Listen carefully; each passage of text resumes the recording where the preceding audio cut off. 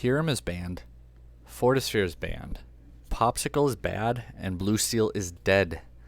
Only two of those four things are actually true. What do I think is going to happen with our current meta? What is going to be the best decks moving forward? I got 20 decks to talk about today. We're going to break it down briefly. I got a couple deck examples to show you as well. I did have my earlier reaction to the news if you want to watch that video. If you don't, I get it. We all did it. It's pretty similar thoughts. I did use my meta top spreadsheet to kind of break down my reasoning on why those cards were hit, and it has something to do with 68% of topping decks playing Sapphire. It had something to do with 66% of overall tops were one of those two color combinations, being blue steel or red blue. But moving forward, what does that mean? As you can see, I'm going to pin one deck as my best deck because I think that it's clear cut still, and hint hint, then I have my fighting for tier 1. These decks, tier 1's usually like 2 to 4 decks. Like usually you'll have like 3 or 4 tier 1 decks, and rare instances you have like 2. So 3 to 4 tier 1 decks, which means we have 2 to 3 more decks to bump up into tier 1. Maybe you even have 5. We have seen it before in past formats where we had 5 tier 1 decks. So we're going to get to that. So we have decks that are fighting for tier 1, which means they're going to be either tier 1 or strong tier 2. Then we have the rest of the decks where they're tier 2 decks. They're very good decks. They can win for you, but they're probably not going to push that tier 1 envelope. And then there's also some strong rogue strategies. Who knows? There could be a surprise deck that doesn't get talked about in this video. Let me know what deck that is, and either I'll give you my thoughts or you can just give me your thoughts. That's all up to you. Like, share, subscribe, comment, all that good stuff. But without further ado, guys, Ruby Sapphire, I still think it's the best deck. It had 33% of tops so far in the last 3 weeks. Do I think it's going to, in the last week and a half, not 3 weeks. Do I still think that it's going to be 33%? No, I do not. I think it's going to be like 20, 23% overall. I think it's still going to be healthy as the top deck of the format. I expect a list to look something along these lines, really taking advantage of that Sapphire coil and abusing it. Having your Sisu control aspect of the deck, if you will. It's just so strong and oppressive. I think that it does everything. It's still very consistent. You'd still have like your Talas, you still have your Sail, your Vision, your How Faro goes, you still have Popsicles, you still have lots and lots of cards to have consistency. And we already saw Dinking Fam doing really well with his Hiram list, where he only played the 2 and wasn't really focused on items too much. I think that this is something that players are going to gravitate towards, is a list that looks along these lines. But I still think it's going to be the best deck. I have to get proven that it's not. I still think it will continue to be the best deck of the format. So now we have Blue Fasa. This deck's on here because it actually topped in the recent weeks and it did really well. It was like a 6-round of tournament and took first place. Where do I put Blue Fasa? I think it's going to be in my strong rogue category. I don't think it's going to gain a whole lot of traction. I don't think it's going to be popular. It's just kind of neat to see someone go outside the box and play something different. And moving forward though, I don't think that Blue Fasa is going to be anything more than just a rogue strategy. We got Emerald Ruby actions. This is kind of like an anti-meta deck of choice from format to format to format, especially as set championships roll around. This is a deck that seems to pop up a little bit more around that time. I think it's still going to continue to be that. It's going to be that anti-meta deck. However, I think there's just better anti-meta choices as we move forward. It did get a top. Amber Amethyst Hyper Aggro. I got an updated list that I'm working on too that I'll bring you guys. But I think that this deck, it's a tier 2 deck. Maybe it goes into rogue. I don't know. I think it's going to be the back end of tier 2. I think that where the format is at, and with Ruby Sapphire being what it is, I think that this deck has a strong chance to make a little bit of noise. Do keep in mind, Little Sisu is played at 3 or 4, and Brawl played at 3 or 4. So that's a lot of answers for your Daisy. You just have to overwhelm them with too many threats early on that they can't answer everything. And if you can stop that shift, that is the key. You have to stop that shift Sisu line, otherwise you're going to lose the game. Another deck, we have a deck that maybe many of you might think would be fighting for tier 1, especially with where the format's headed. and that being purple green discard. I disagree. I think it's going to be a strong tier 2 deck, but I don't see it going up any more than tier 2. I don't think it's going to be one of those decks that fights for that top spot. I think it's going to be a strong tier 2 option. I think it's going to be an option, especially in a Ruby Sapphire meta, that you can take and win your set championships. I think it's a great option. I think that it's very strong. Again, I just don't think it's going to push that mark of being truly a tier 1 strategy. Another Mufasa deck, Steel Fasa. We're going to go down in Rogue here with that one as well. It's got a great toolbox, pretty strong overall, but at the end of the day, it was not affected by the ban list. I don't think that the changes to the meta are even really going to change how this deck is built or played. I think it's just one of those things where it doesn't have a whole lot of representation, and at the end of the day, it's kind of hit or miss on how it goes. This deck will beat you sometimes, and your opponent will beat you sometimes, and then other times it's just going to pop off and be straight up unstoppable. Chernadogs, one of the aggro decks of choice, one of the most popular decks heading into the ban list. I think it's kind of like purple green discard. I think it's very strong. I think that it's a great choice, and I think with the right pilot you can absolutely do really well with it. But once again, I don't think it pushes that envelope of being a tier 1 deck. I think it's a great tier 2 deck, but I don't think it has the gas to push into that tier 1 status. Jafar World. I'm going to go high Rogue. I would love to see this deck push into tier 2. Maybe next set is when it finally does it, but for now, I got to leave it in that high Rogue strategy. What's another one? We got Steel Song now. I think Steel Song might push into tier 1. Well, with Ruby Sapphire being what it is, you really think Steel Song? I do, and we've seen it before. We saw it where it was kind of like a little loop between like Blue Steel, Steel Song, and Popsicle decks, where they created like this triangle. They were the best 3 decks, and then you had Ruby Amethyst that was just like the generic counter to them all, while not being great or bad against any of them. I think that Steel Song maybe ends up in tier 2, but it might stick around and stay in that tier 1 status at the back end of it. Green Steel Discard. This is another one where I think it's going to fight for a tier 1 spot. Do I think that it makes it? Do I think it ends up there? Do I think that it stays tier 1? That I'm not entirely sure on. But at the end of the day, I think that this is a deck, especially with the meta we're expecting, where everyone thinks we're going to go. It's the deck that I've seen get the most hyped up recently. It's recently as in today. It really just is a strong contender, and I think that people are going to be expecting it to do really well, and they're going to really push for it. However, we do have to remember one key thing. Back in Bucky format, Blue Steel Discard, or not discard, Blue Steel Wheel, Zoolander, if you will, was a very strong counter to it, and I think that's still the case. I think that this deck is still scary good. I think that it has a lot of great things going for it. This was my initial list. I was inspired by one of my old lists, which was inspired by RMB, who's like the grandfather of these Zoolander type strategies. I'm sure he's already cooking on something. I haven't been on Dreamborn other than in the deck maker, so who knows, he might even have something out there. But that's where I would gravitate towards. I think something along these lines, like having that whole new world, which means having things like Robin Hood Shift to sing it early is great. Having some item count. Your Steel Coil's a nice new tool that can also load up your discard with items to get value off of it from your Tamatoa. So now you're discarding a card that you get back naturally.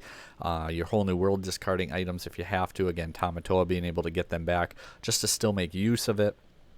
Having powerful things like Tinkerbell going into the format, just expecting that to be very good, as well as Grab Your Swords. I think if discard is going to be that strategy, that Grab Your Swords is going to be insane to deal with all like those Diablos, threats like that, Prince John's, the drill. Overall, though, you still have Beast for draw. You still have your whole new world for crazy draw. I don't think losing Hiram is a death sentence for this deck. Again, this was one where it was topping, Blue Steel items was 22% of the format, and I don't think it's going to be that. I think it's going to be in that like 10 to 13% range probably, so cut about in half. However, I do think it's still a tier 1 deck. I think that I was borderline not even going to put this as a fighting for tier 1 because I think that blue steel wheel is tier 1. I don't think it's going to fall out of tier 1, but it's going to be much more manageable, and I think the format as a whole is just going to open up a bit and be overall more healthy than where we've been at for some time now. Ruby Amethyst, at the end of the day, it helps a lot having those cards gone, strategies knocked down, but they still have not gotten the support that some of these other decks have, and I'm still going to be a little reluctant to put them back in that fighting for tier 1. They very well could be the best tier 2 deck when it's all said and done, but at the meantime, I'm not going to put them as a fighting for tier 1 because I don't think they are that good. Again, they might be the best tier 2 deck in the format, but I don't think that they're going to fight in that tier 1 spot. And that might sound a little weird because some of these decks are going to naturally fall to tier 2. However, Ruby Amethyst might still be better than them. And how could that be? Well, it depends on how the format shifts and how it shapes up because of matchups. Matchups is a huge thing that can dictate a tier list. So depending which decks truly sit at the top and each deck's matchups with that, Ruby Amethyst is just generically good and consistent. So for that reason, I think it's going to be an absolute powerhouse of a tier 2 strategy. Blue Moo, Blue Cow, Baja Blast, whatever we're going to call this deck. Ink Geyser. You can also play it with the Peter Pan and the Emerald Coil lock, where your opponent can't gain lore and now he's evasive, and they better have a way to deal with an evasive character or a Zeus or some which way to get rid of it. And if you get an Aurora out, give it ward, like GG, good game, game over, we're done, go home. I think this deck, it's still strong rogue. Everyone was so panicked about Ink Geyser, right? Ink Geyser, Ink Geyser, Ink Geyser. And I was like, hey, it feels kind of overrated. I did think it was good. I do think it flopped. I do think it flopped harder than I thought it would. But at the end of the day, I think it was just one of those impulse, holy cow, this is insane. And at the end of the day, it ended up just being good, but not quite good enough. Maybe now we'll see it do more. I don't know. I don't think so, but I'm not entirely sure. Purple Steel. Where do I think Purple Steel ends up? I think Purple Steel is still fighting for that tier 1. They were tier 1 like early in this format. Recently in the format, they've been just outside of it, really pushing that envelope. They're probably one of the better counters along with Cherna Dogs to the Sapphire meta that we were in. I think that it's still a very strong deck because it has toolbox to deal with those aggressive, quicker decks. It's got crazy draw to deal with discard, and it can also go fast to outpace those control decks. I think Purple Steel is in a fantastic position moving forward, and it's probably still going to be my choice for set championships, but we will see what happens. Mushu. Maybe it's time for Mushu to shine. We'll see. We'll see. I think Mushu is going to be a tier 2 deck. I expect it to top a little bit more. I truly do. Do I think it's going to be tier 1? I don't. I don't think it's going to have that backing, that representation, the overall playability. I think that it's still just a very strong deck that plays a unique playstyle, like challenging to win. That's not really something that many decks do. And once we get a more core baseline, exactly how should we play this type deck, I think that it will become even stronger. It's just kind of getting that out there.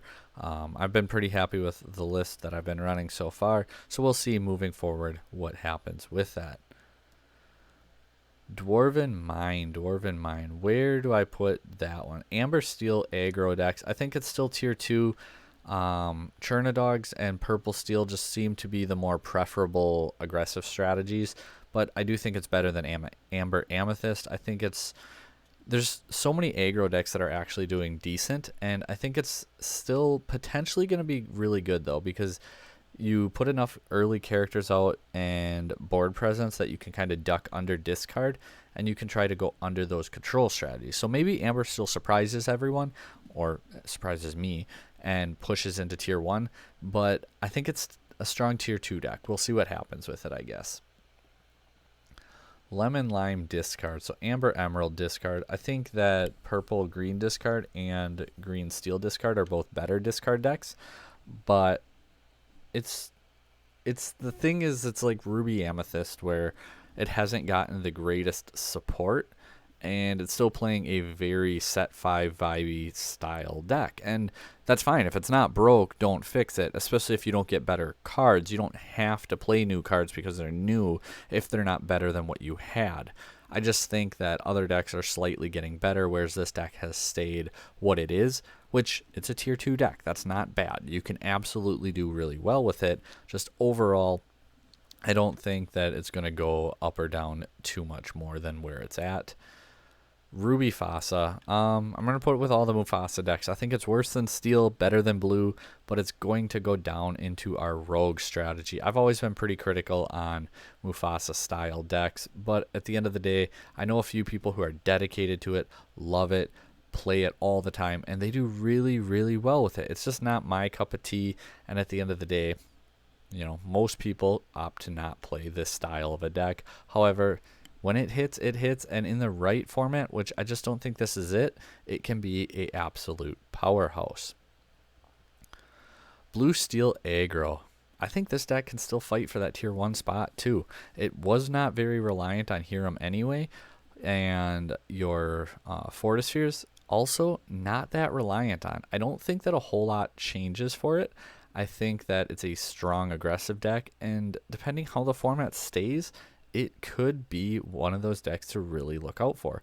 I can see it staying at tier 1 or falling to like mid to low tier 2. So it'll be interesting. That's one of those decks that I said we really have to wait and see what happens with it. Blurple. I think Blurple, kind of like Ruby Amethyst, is insanely consistent and insanely universal. Trying to find the best word for it, where it's not horrible into a lot of matchups. I know I've seen where people say Steel Song is a terrible matchup, and I don't know, I guess as a Blurple player, I just didn't feel that way. And I've seen with the Ruby Sapphire, terrible matchup. I actually had a crazy high win rate against them, especially during set championships.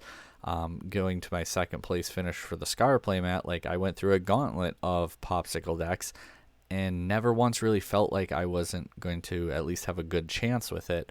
I think that, like I said, like Ruby Amethyst, it's very consistent and it is very universal, where it maybe doesn't have slam dunk, grand slam, home run style matchups, but it also doesn't have those auto loss, blowout, you can't win style matchups. It feels like you're always in it and you always have a chance, and I think that's why those two decks are going to be my top of the tier 2 strategy style decks.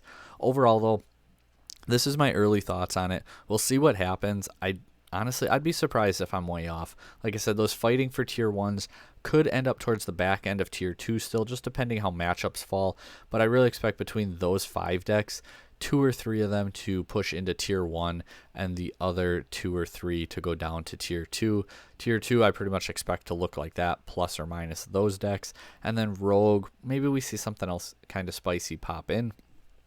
And maybe we see a couple of the tier 2 decks, mostly looking at like the Amber Emerald strategies, Mushu and Amber Amethyst, to possibly drop down into that rogue category. But let me know what you guys think about where we're at. I think the format is in a great spot. I'm excited again for deck building, working on so much already. You saw 2 of them. We'll have videos actually breaking down why and going way more in depth on those, as well as many other strategies. Thank you guys for watching. Like, share, subscribe, comment down below.